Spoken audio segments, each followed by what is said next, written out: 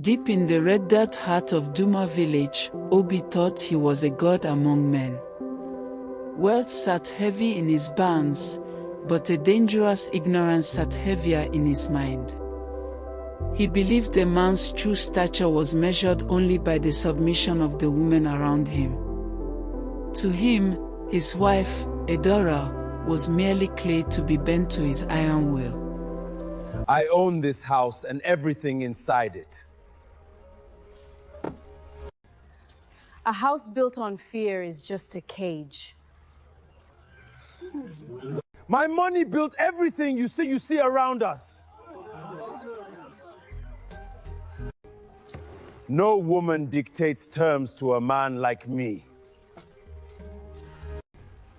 You will learn to respect my absolute authority here. Control is not the same thing as true power. Tell them how your grand barns became empty, my husband. Be quiet! I will show you how to fear and respect me. But a foolish man's lesson is easily forgotten when his stomach gets full. Obi's toxic pride crawled. Desperate to prove he was still the ultimate master, he committed the ultimate betrayal. He marched into the compound with a new second wife, Zainab, a woman notorious throughout the village for her reckless behavior and wildly exorbitant lifestyle. Obi brought her home like a trophy, a tool to humiliate the lawyer Edora and reclaim his lost dominance. He smiled grandly, completely blind to the fact that he had just invited a raging wildfire into his peaceful home. Meet Zainab, the new queen of this wealthy house. This dusty place needs a total and expensive makeover. Zainab did not come to the village to be a submissive housewife. She came to feed on Obi's remaining wealth like a swarm of locusts. Within a few short weeks, her insatiable greed turned the compound into a battleground of constant demands. She mocked his heritage, threw his ancestral belongings into the dirt, and stripped him of every single coin he had secretly scrambled to save. Obi's desperate plan to feel powerful had backfired spectacularly. He was left kneeling in the dirt, completely drained by the very woman he thought he could control. Edora stood in the doorway, watching the predictable, bitter ruin of a stubborn fool. Give me more gold or I leave you today. I have nothing left to give you, my wife. Then you are useless to a woman like me. You traded a diamond for a piece of glass. I pity you. Karma does not use a gentle voice when it delivers its final judgment. The stress and shame of his broken life finally broke Obi's body, leaving him bedridden, frail, and violently ill. As he lay shivering on a cold wooden mat, his skin dull and drenched in feverish sweat, he cried out to his glamorous new wife for a simple cup of water. But Zainab had no time for a broke and broken man. Adjusting her expensive jewelry, she mocked his weakness and walked right out the door. The man who wanted to dominate women was now completely abandoned by the one he chose to worship. Please, Zainab, bring me some water and herbs, I beg you. You must be mad. Do I look like a native doctor or nurse? The humiliation was not yet complete for the fallen master. While Obi lay gasping for breath in the dark bedroom, Zainab brought her reckless lifestyle directly under his nose.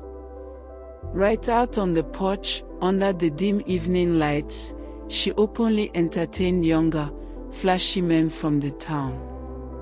Obi could hear her loud, mocking laughter cutting through the night air as she passed his hard-earned palm wine to her lovers.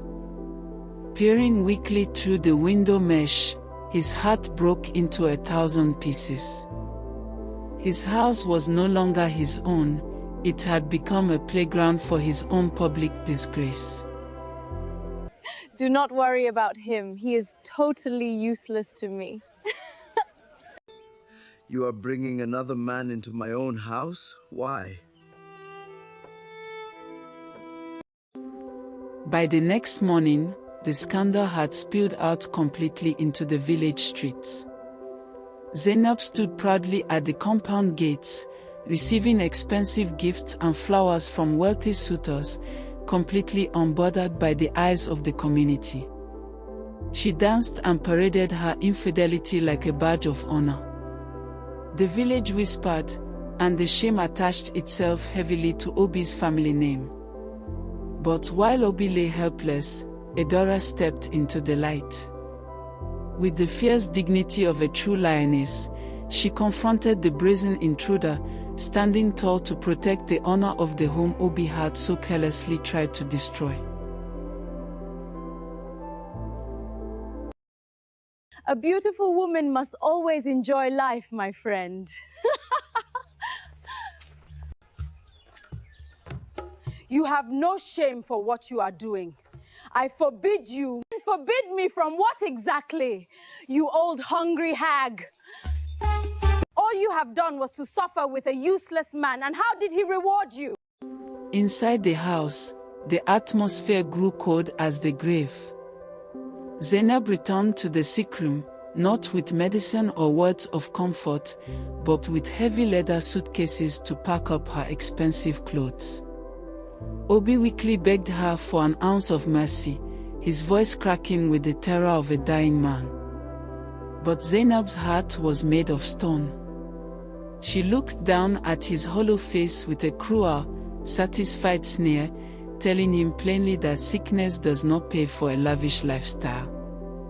She snapped her bags shut, ready to leave the dying emperor in his empty palace.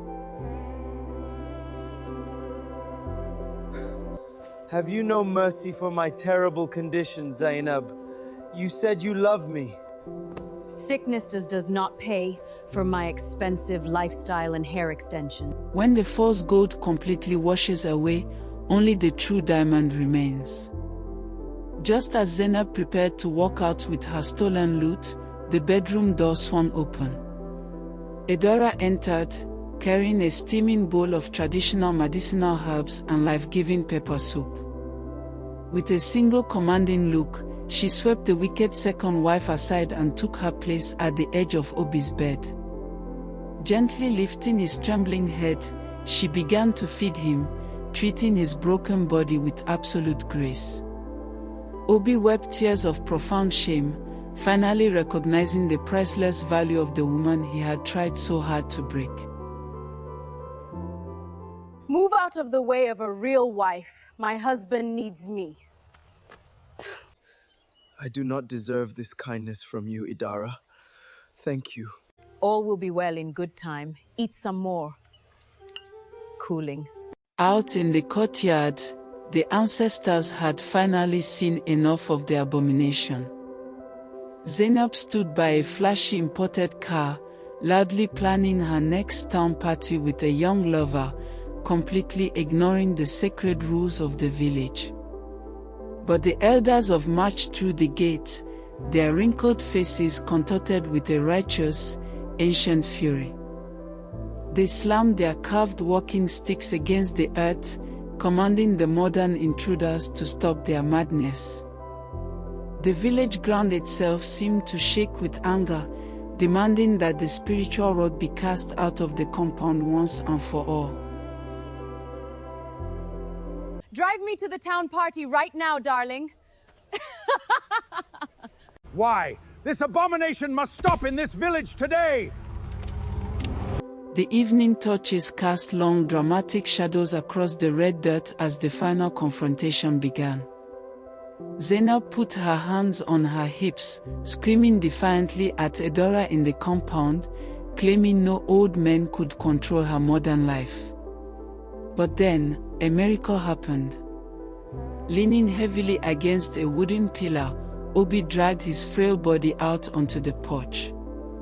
His voice was incredibly weak, but it carried a sudden, shocking weight. He did not defend his pride anymore.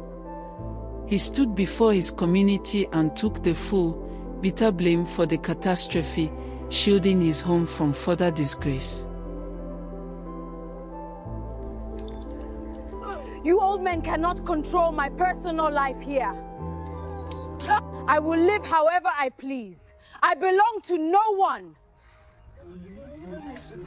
I feel so full of life and will enjoy it to the fullest. I'm already tired of this bondage called marriage and this dirty house. Tell your stupid broke husband to leave me alone. I'm only here for enjoyment.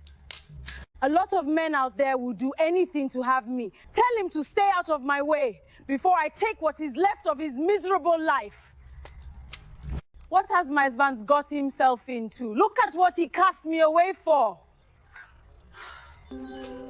Under the dimming light of the fire pit, the entire compound fell dead silent. Obi stood between his two worlds, the flashy, destructive chaos of Zainab, and the quiet, enduring grace of Idara. Looking down at his own trembling hands, he made a public confession that echoed through the night. He admitted to the elders and to the heavens that his desperate obsession with dominance had blinded him to reality.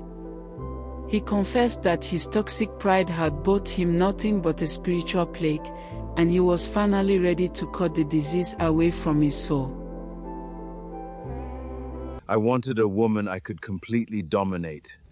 Instead, I bought a plague with my empty pride. With the last ounce of his returning strength, Obi took his life back into his own hands.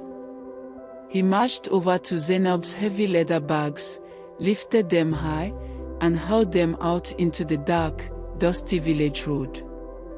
Before she could launch into another venomous rage, Obi slammed the heavy wooden gates shut, sliding the iron bolt into place with a definitive, ringing crash. Zainab was left screaming in the moonlight, completely cast out into the dark night. Inside, the heavy silence of peace returned to the compound for the very first time in months. Take your chaos and leave my family compound forever. You will rot in your poverty, foolish man. The fire pit burned down to beautiful glowing embers under a vast canopy of brilliant stars. The visitors had gone, leaving Obi and Edora standing together in the peaceful stillness of their home. Obi reached out, gently wrapping his hands around hers, pulling her close against his chest with deep, wordless reverence. He had lost his fake riches, he had survived the terrible plague, and he had completely destroyed his old ego. But as Idara rested her head against his heart, Obi finally smiled.